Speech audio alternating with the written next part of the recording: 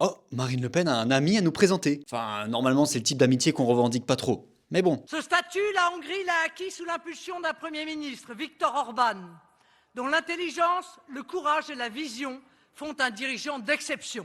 Cette vision politique, Viktor Orban la porte depuis 16 ans.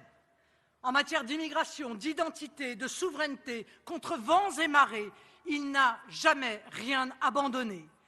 C'est pour cela que je suis fier de pouvoir dire que Victor est non seulement un partenaire et un allié au sein de la coalition des patriotes pour l'Europe, mais aussi un ami. Et ce n'est pas si fréquent dans le combat politique.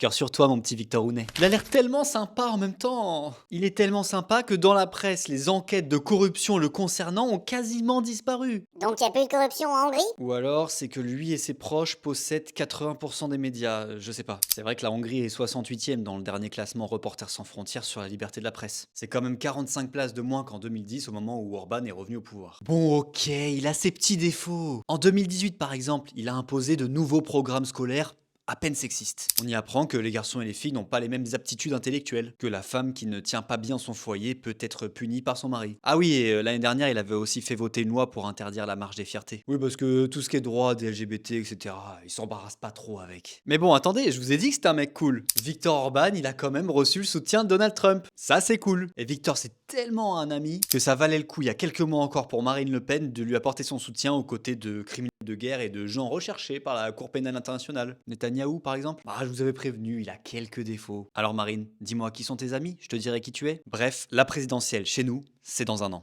Abonne-toi.